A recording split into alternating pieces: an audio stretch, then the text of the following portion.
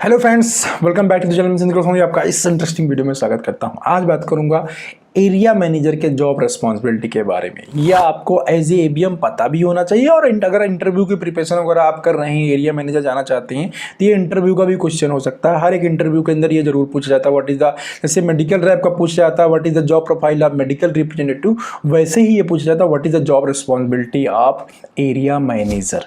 Right, तो यहाँ पे हम उसी के बारे में बात करेंगे, डिस्कस करेंगे और जानेंगे क्या क्या रिस्पॉन्सिबिलिटीज होती हैं। स्पेशली इसको आप इंटरव्यू में सेम एज इट इज ही बता सकते हैं, लेकिन आपको इन चीज़ों की समझ होनी चाहिए। इस क्वेश्चन को बहुत घुमा के भी पूछा जा सकता है, एक चीज़ ये है। और एज ए एबीएम आपको काम कर रहे हैं तो आपको ये सारी चीज़ें आनी चाहिए।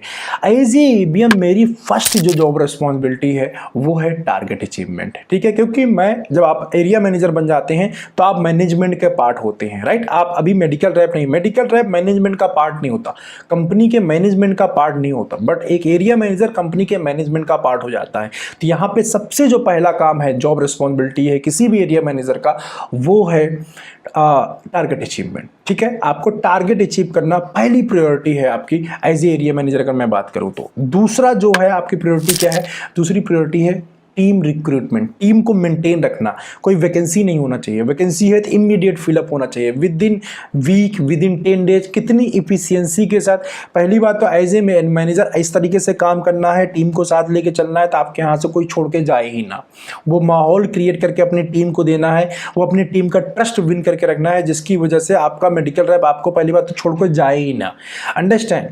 दूसरी सिचुएशन ये होती है कि अगर कोई मेडिकल रैप छोड़ के जाता है, वैकेंसी क्रिएट होती है, तो इमीडिएट वैकेंसी को फिलअप करना जल्दी से जल्दी, विद इन 10 डेज या विद इन 15 डेज, मतलब एज सुन एज जो है एक राइट कैंडिडेट को चूज करके अपनी टीम के अंदर रखना, ताकि वैकेंसी फिलअप हो सके और परफॉर्मेंस आपकी मतलब फिर से मेंटेन हो सके।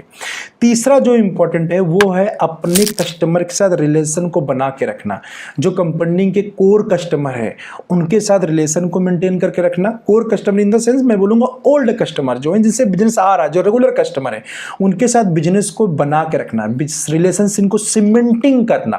अंडरस्टैंड। हर एक आपके पास 5 मेडिकल रिप्रेजेंटेटिव हैं, पांचों के एरिया के जो अच्छे डॉक्टर हैं जिनके साथ बिजनेस आता है कंपनी का, वो बिजनेस ब्रेक नहीं होना चाहिए।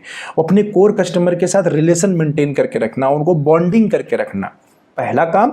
दूसरा इसी के साथ में न्यू कस्टमर डेवलपमेंट करना, अपनी टीम का हेल्प करना न्यू कस्टमर कन्वर्जन में, न्यू कस्टमर को कन्विंस करने में, या फिर मैं बोलूं प्रिस्क्राइबर बेस ऐड करना। तीसरा सबसे इंपॉर्टेंट काम यह है नए नए प्रिस्क्राइबर को ऐड करना, पुराने कस्टमर के रिलेशन को सीमेंटिंग करना। चौथा जो वर्क होता है, चौथा इंपॉर्टेंट वर्क होता है फ्रेंड एक एरिया मैनेजर का, वो होता है स्ट्रेटजी इंप्लीमेंटेशन।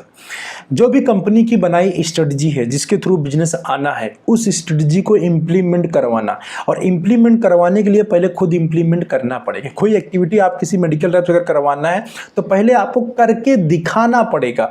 ऐसा नहीं है कि आप बोलोगे कर लो, वो नहीं कर पाएगा, उसको नहीं पता हो सकता है।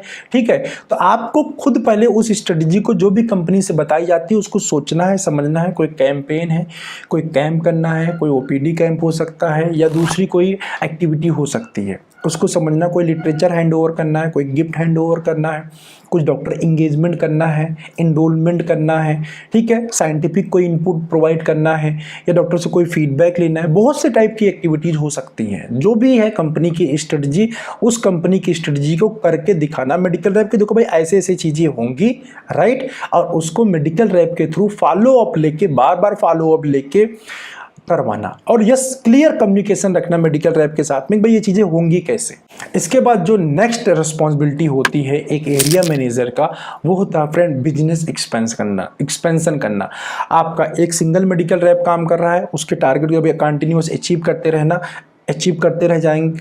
रहेंगे, तो आपको ये भी ध्यान देना है क्या मैं यहाँ पे पुल कर सकता हूँ, या फिर यहाँ के नियर बाय में कोई और टेरिटरी है जहाँ मुझे हेडक्वार्टर लॉन्च करना चाहिए। कंपनी का बिजनेस एक्सपैंड करना, कंपनी के बिजनेस को बड़ा करना, ये भी as a area manager work होता है। कंपनी के बिजनेस को हम कहाँ बढ़ा सकते हैं। मेरी एरिया में कोई इंस्टीट्यूट है, इंस्टीट्यूट से इंक्रीज कर सकता हूँ क्या, मैं रेलवे में सप्लाई कर सकता हूँ क्या, ओएनजीसी या प्राइवेट जो इंस्टीट्यूट है वहाँ सप्लाई मैं कर सकता हूँ, और कहाँ कहाँ कंपनी के बिजनेस को मैं एक्सपेंड कर सकता हूँ, कहाँ मैं कंपनी के बिजनेस को बड़ा कर सकता हूँ, क्या नया मेडिकल रैप ऐड कर सकता हूँ या फिर कोई नया हॉस्पिटल, नया कोई डॉक्टर ऐड कर सकता हूँ। ये जिम्मेदारी या नया प्रोडक्ट सिलेक्शन भी अगर आप करना है तो आप स्किल सजेशन भी कंपनी को दे सकते हैं। मीन्स कंपनी के बिजनेस एक्सपेंशन में हेल्प करना, बिजनेस एक्सपेंशन करना स्पेशली मैं बोलूँ तो इसमें भी आपका जो है इंपॉर्टेंट रोल होता है एज ए एरिया मैनेजर। तो मैंने यहाँ पे 5 बातें फ्रेंड आपको बताई जो ये बेसिक रिक्वायरमेंट है। अगर आपको इंटरव्यू में पूछा जाता है तो ये चीज़ें आप जो है मतलब जवाब दीजिए। और यस, अगर आप एज ए एरिया मैनेजर काम कर रहे हैं तो आपको ये सारी चीज़ें अपने डे टू डे वर्किंग में फॉलो करना चाहिए। ठीक है, आई होप आपको वीडियो अच्छा लगा होगा, इन्फॉर्मेटिव लगा होगा, चीज़ें समझ में आई होंगी। तो एक लाइक बनता है जिससे मैं काफ़ी ज़्यादा मोटिवेट हूँ और आप लोगों के लिए ऐसे वीडियो बनाता रहूँ। अगर चैनल पर नए हैं तो सब्सक्राइब कर लीजिए, बेल आइकॉन को हिट कर दीजिए। मैं मिलता हूँ आपको ऐसी किसी इन्फॉर्मेटिव वीडियो में नेक्स्ट टाइम। बाय।